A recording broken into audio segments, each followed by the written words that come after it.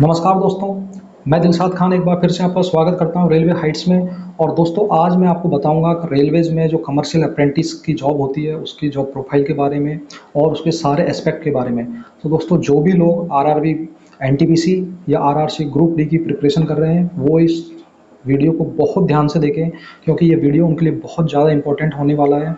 और अब आप पूछेंगे कि ग्रुप डी वालों के लिए कैसे इंपॉर्टेंट है। तो दोस्तों ग्रुप डी वाले भी दो तरीके से कमर्शियल अप्रेंटिस बन सकते हैं। एक, वो ओपन में आरआरबी एनटीपीसी एग्ज़ाम देकर। दूसरे, अगर उन्होंने ग्रुप डी ज्वाइन कर लिया है तो वो ग्रुप डी में डिपार्टमेंटल प्रमोशन लेके भी कमर्शियल अप्रेंटिस बन सकते हैं। तो दोस्तों कहीं मत जाइएगा, बने रहिएगा मेरे साथ। और अगर आप इस चैनल पे नए हैं तो इस चैनल को सब्सक्राइब कीजिए, और अगर आप इस चैनल पे पुराने हैं और आपने सब्सक्राइब किया हुआ है तो बेल बटन ज़रूर दबा लीजिए। और दोस्तों इस वीडियो को लाइक कीजिए और अपने जो भी दोस्त जो प्रिपरेशन कर रहे हैं उनके साथ शेयर कीजिए, और कमेंट सेक्शन में कमेंट करके बताइए ये वीडियो आपको कैसा लगा और अगला वीडियो आपको किस टॉपिक पर चाहिए। ठीक है दोस्तों, तो चलिए बिना किसी रुकावट के शुरुआत करते हैं। तो दोस्तों आपकी जानकारी के लिए बता दूं कि आरआरबी एनटीपीसी में सिर्फ दो पोस्ट हैं जो 4200 ग्रेड पे की हैं, जिसमें से एक कमर्शियल अप्रेंटिस है और दूसरी स्टेशन मास्टर है। और जो कमर्शियल अप्रेंटिस है वो कमर्शियल डिपार्टमेंट के अंडर में आती है और जो स्टेशन मास्टर है वो ऑपरेटिंग डिपार्टमेंट के अंडर में आते हैं। तो दोस्तों आज इस वीडियो में हम सिर्फ कमर्शियल अप्रेंटिस के बारे में बात करेंगे और मैं आपको 8 पॉइंट बताऊँगा जिसके आधार पर मैं आपको बताऊंगा ये जॉब कैसा है। तो दोस्तों हमारा पहला पॉइंट रहेगा जॉब प्रोफाइल, नेक्स्ट रहेगा प्रमोशन एस्पेक्ट, तीसरा पॉइंट रहेगा पोस्टिंग, चौथा पॉइंट रहेगा ट्रांसफ़र, उससे अगला पॉइंट रहेगा सैलरी, नेक्स्ट पॉइंट हमारा ट्रेनिंग पीरियड टाइम, उसके अगला पॉइंट रहेगा फैसिलिटी, और सबसे लास्ट पॉइंट रहेगा वर्कलोड, यानी कि उसमें कितना वर्कलोड होता है। तो दोस्तों कहीं मत जाइएगा, बने रहिएगा मेरे साथ। चलिए दोस्तों अब हम पहले पॉइंट पर बात करते हैं कि जॉब प्रोफाइल क्या है। अगर हम बात करें जॉब प्रोफाइल की तो commercial apprentice railway recruitment board द्वारा रिक्रूट किया जाने वाला सबसे हाईएस्ट पोस्ट होती है, क्योंकि इसके बाद वाली जितनी भी पोस्ट होती है कमर्शियल डिपार्टमेंट की वो प्रमोशन के थ्रू होती हैं या फिर वो लोग ग्रुप ए में और यूपीएससी के थ्रू आते हैं। अगर आरआरबी किसी को रिक्रूट कर रहा है तो ये पोस्ट आरआरबी द्वारा रिक्रूट किए जाने वाली सबसे हाईएस्ट पोस्ट होती है। यानी कोई भी आदमी जब as a commercial apprentice join करता है तो उसकी पोस्ट एक मल्टीपर्पज़ पोस्ट होती है, यानी उसे कहीं भी पोस्टिंग दी जा सकती है और किसी भी कमर्शियल डिपार्टमेंट के किसी भी काम में उसको लगाया जा सकता है। जैसे उसको बुकिंग सुपरवाइज़र की पोस्ट भी दी जा सकती है, यानी कि जो बुकिंग काउंटर होते हैं वहाँ पर जितने भी कमर्शियल क्लर्क होते हैं तो उनका चीफ बनाया जा सकता है उनको, या बुकिंग उनका सुपरवाइज़र बनाया जा सकता है, तो इस तरह वो बुकिंग सुपरवाइज़र बनाया जा सकता है। नेक्स्ट, जहाँ पार्सल और गुड्स का काम होता है रेलवेज़ में तो वहाँ पर उसको गुड्स सुपरवाइज़र और पार्सल सुपरवाइज़र बनाया जा सकता है। नेक्स्ट, उनको कमर्शियल इंस्पेक्टर बनाया जा सकता है, क्योंकि जितने भी डिपार्टमेंट होते हैं कमर्शियल वाले तो उनमें एक इंस्पेक्टर की ज़रूरत पड़ती है ताकि वो इंस्पेक्शन कर सके, वहाँ के जो रिकॉर्ड्स हैं उनको इंस्पेक्ट कर सके। तो इसलिए कमर्शियल इंस्पेक्टर की जगह भी उनको लगाया जा सकता है। नेक्स्ट, उनको चीफ कमर्शियल क्लर्क यानी कि या फिर सीनियर कमर्शियल क्लर्क के तौर पर भी उनको यूटिलाइज़ किया जा सकता है। चलिए दोस्तों अब हम दूसरे पॉइंट पर आते हैं कि उनको कितनी सैलरी मिलती है। तो दोस्तों उनको सैलरी ज्वाइनिंग के पहले दिन से मिलना स्टार्ट हो जाती है, जब वो ट्रेनिंग करते हैं तब भी उनको सैलरी मिलती है, लेकिन उस सैलरी को सैलरी नहीं स्टाइपेंड कहा जाता है। तो हम सैलरी में दो पॉइंट्स पर बात करेंगे। एक, तब जब कोई भी आदमी as a commercial apprentice join करता है और ट्रेनिंग सेंटर में उसको क्या सैलरी मिलती है, यानी कि स्टाइपेंड मिलता है। दूसरा, जब वो ट्रेनिंग कंप्लीट करने के बाद में किसी स्टेशन में या डिविजनल हेडक्वार्टर में ज्वाइन कर लेता है तो उसको कितना पेमेंट मिलता है। तो अब हम बात करते हैं पहले पॉइंट पर कि जब आदमी ट्रेनिंग में जाता है और उसको पहले दिन से कितनी सैलरी मिलती है। तो दोस्तों उसको जितना भी बेसिक होता है 35,400 प्लस उसका डीए यानी कि डियरनेस अलाउंस, महंगाई भत्ता, दोनों को ऐड करके दिया जाता है। उसमें उनको कोई एचआरए यानी कि हाउस रेंट अलाउंस, कोई ट्रांसपोर्ट अलाउंस नहीं दिया जाता है, या और भी कोई अलाउंसेस नहीं दिए जाते हैं। तो इसमें सिर्फ बेसिक होता है और सिर्फ डीए होता है। तो दोस्तों इस तरह अगर हम बात करें 35,400 और प्लस उसका डीए यानी कि तकरीबन 6,000 के आसपास, तो उनकी जो सैलरी होती है ट्रेनिंग टाइम में वो पर मंथ, या हम उसे स्टाइपेंड भी बोल सकते हैं, वो पर मंथ 40 से 42,000 के आसपास होती है। तो दोस्तों ये भी एक अच्छा खासा अमाउंट है। अब हम बात करते हैं कि जब कोई कमर्शियल अप्रेंटिस ट्रेनिंग कंप्लीट करके आता है, या तो स्टेशन पे ज्वाइन करता है या डिविजनल हेडक्वार्टर में ज्वाइन करता है, तो उसको कितना पेमेंट मिलता है। तो दोस्तों उसका जो इनिशियल बेसिक पे होता है 35,400 प्लस उसका जो डीए होता है, अभी डीए 17% मिल रहा है लेकिन 21% होने के चांसेस हैं, तो जब होगा तब बताएंगे, लेकिन मैं 17% के हिसाब से ही डीए को ऐड कर रहा हूँ, तो तकरीबन 6,000 के आसपास। और ट्रांसपोर्ट अलाउंस तकरीबन 2000 के आसपास। और अगर हम बात करें हाउस रेंट अलाउंस तो वो एज़ पर सिटी के हिसाब से मिलता है। अगर ग्रामीण क्षेत्र में है तो 8% मिलता है, अगर शहरी क्षेत्रों में है तो 16% मिलता है, और अगर मेट्रो सिटीज़ में है तो 24% यानी कि 24% मिलता है। तो उस हिसाब से मिलता है। तो अगर हम इन सब चीज़ों को ऐड करें तो तकरीबन 45,000 से ऊपर उनकी सैलरी बनती है। चलिए दोस्तों, अब हम बात करते हैं तीसरे पॉइंट, प्रमोशन के बारे में। तो दोस्तों अगर हम बात करें प्रमोशन की, तो प्रमोशन में दो तरीके के प्रमोशन होते हैं। एक आपका नॉर्मल प्रमोशन होता है जो आपको डायरेक्ट मिल जाता है, जब आप ज्वाइनिंग करते हैं तो आपको 7-8 साल बाद में आपको प्रमोशन मिल जाता है। और दूसरा है आपका डिपार्टमेंटल प्रमोशन, जिसमें आपको एग्जाम लिखना पड़ता है और आपका प्रमोशन हो जाता है। चलिए अब हम बात करेंगे पहले प्रमोशन के बारे में, यानी नॉर्मल प्रमोशन। तो दोस्तों नॉर्मल प्रमोशन में क्या होता है कि जब आप ज्वाइन करते हैं तो आपको 7-8 या 10 साल बाद में आपको प्रमोशन मिल जाता है एज पर योर कैटेगरी। यानी कि अगर आप जनरल कैटेगरी से बिलोंग करते हैं या ओबीसी से बिलोंग करते हैं तो आपको प्रमोशन थोड़ा लेट मिलता है, और अगर आप रिजर्वेशन वाली कैटेगरी से बिलोंग करते हैं तो आपको प्रमोशन थोड़ा जल्दी मिल जाता है। ठीक है दोस्तों। और इस तरीके के नॉर्मल प्रमोशन में आपको बुकिंग सुपरवाइजर से आपको चीफ बुकिंग सुपरवाइजर बना दिया जाएगा। नेक्स्ट आपको पार्सल सुपरवाइजर से आपको चीफ पार्सल सुपरवाइजर बना दिया जाएगा।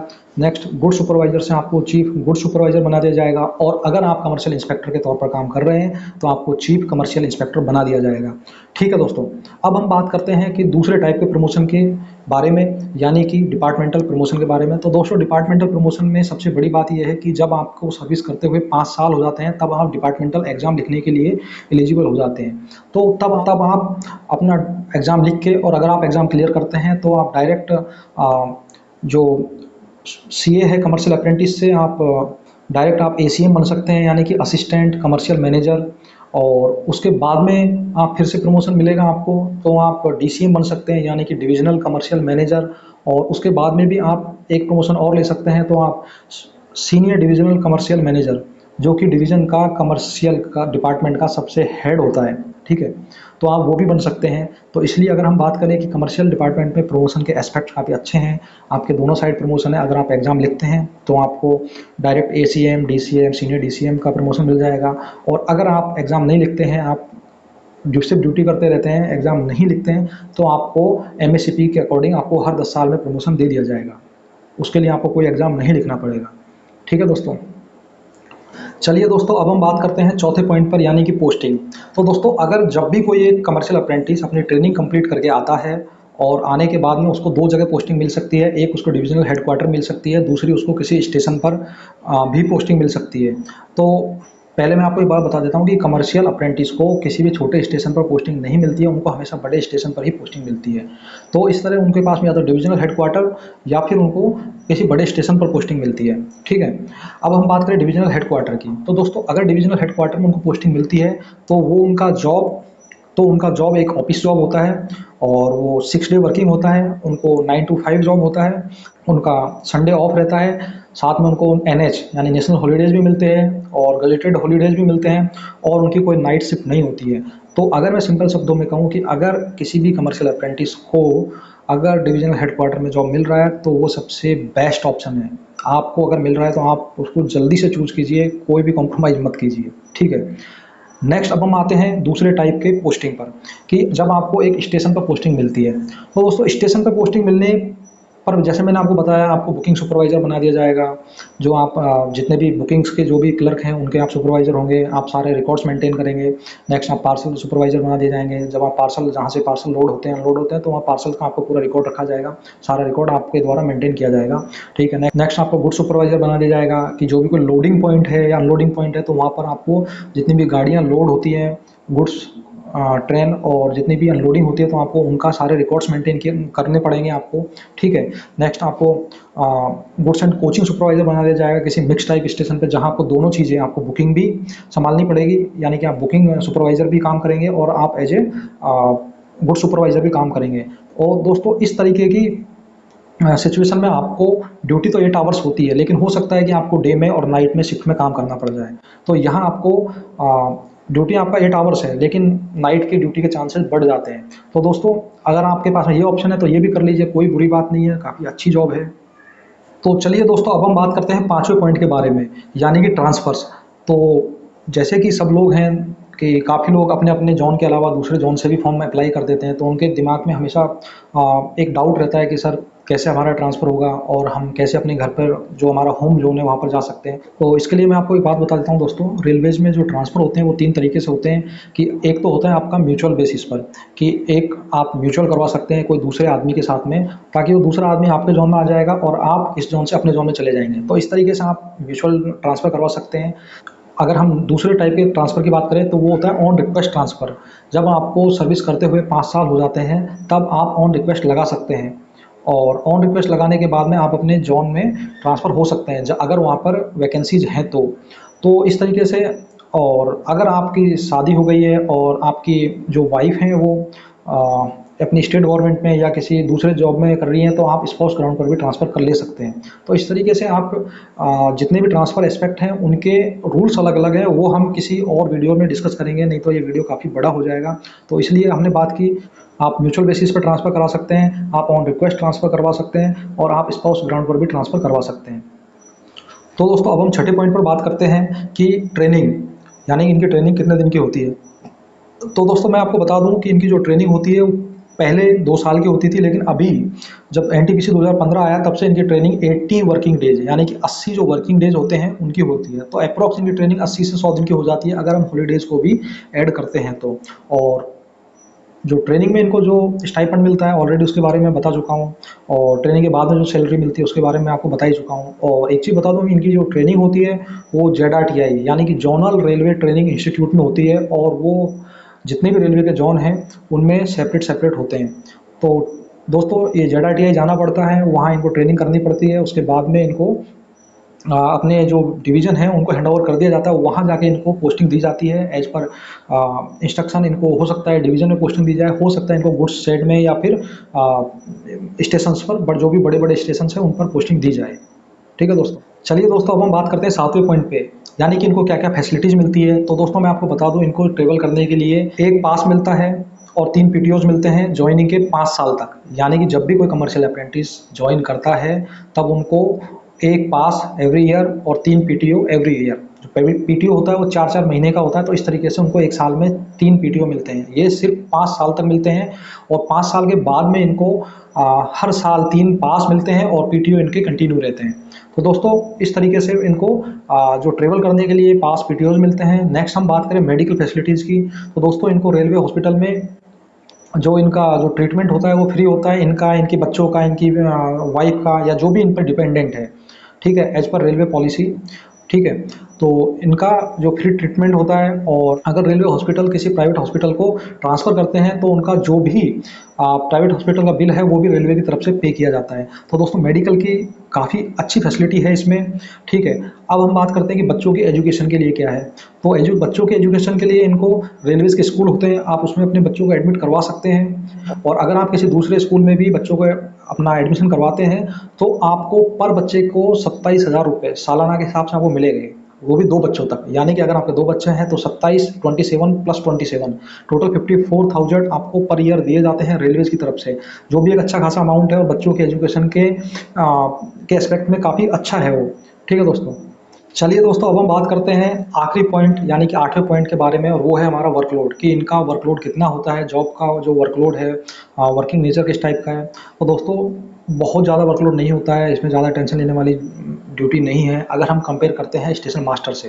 क्योंकि मैंने आपको ऑलरेडी वीडियो की स्टार्टिंग में बताया था कि जो स्टेशन मास्टर्स होते हैं और जो कमर्शियल अप्रेंटिस होते हैं दोनों ही 42 ग्रेड पे के होते हैं। लेकिन अगर हम कंपैरिजन करें वर्कलोड में तो स्टेशन मास्टर्स पर काफ़ी ज़्यादा रिस्पॉन्सिबिलिटीज़ होती है, उन पर काफ़ी ज़्यादा वर्कलोड होता है अगर वो बड़े स्टेशन पर हैं तो।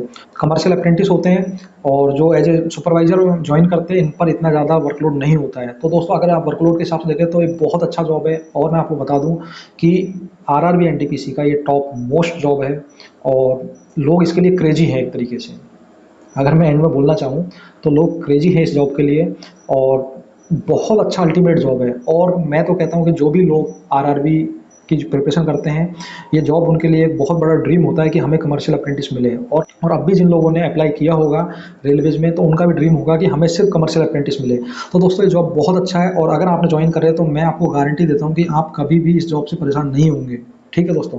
तो इस तरीके से आज के वीडियो में हमने बात की कमर्शियल अप्रेंटिस के जॉब के जितने भी एस्पेक्ट हैं, तकरीबन 8 पॉइंट्स के बारे में डिटेल से बात की। तो दोस्तों एक कमेंट सेक्शन में कमेंट करके आप ज़रूर बताइए आपको ये वीडियो कैसा लगा, और अगर आपको कोई डाउट है इस वीडियो के रिगार्डिंग, या आप कोई और चीज़ पूछना चाहते हैं, या कोई दूसरे पोस्ट के बारे में बताना चाहते हैं कि सर दूसरे पोस्ट के बारे में वीडियो बना के बताइए, तो मैं आपको ज़रूर बताऊंगा। इसलिए कमेंट ज़रूर कीजिए और इस वीडियो को लाइक कीजिए, अपने दोस्तों को शेयर कीजिए जो प्रिपरेशन कर रहे हैं, क्योंकि ये जॉब ज्वाइन करने से पहले आपको जॉब के जो नेचर है, उनके जो भी एस्पेक्ट हैं, उनके बारे में जान लेना बहुत ज़रूरी होता है। समटाइम्स क्या होता है कि लोग गलत जॉब ज्वाइन कर लेते हैं, बाद में वो हैप्पी नहीं रहते हैं। तो इसलिए मेरा ये वीडियो बनाने का मोटिव ये है कि पहले आप जांचो, परखो, उसके बाद में आप कोई भी जॉब ज्वाइन करो। ठीक है दोस्तों, तब तो ये वीडियो देखने के लिए आपका शुक्रिया। ठीक है, मिलते हैं नेक्स्ट वीडियो में, तब तक के लिए नमस्कार, जय हिंद, जय भारत।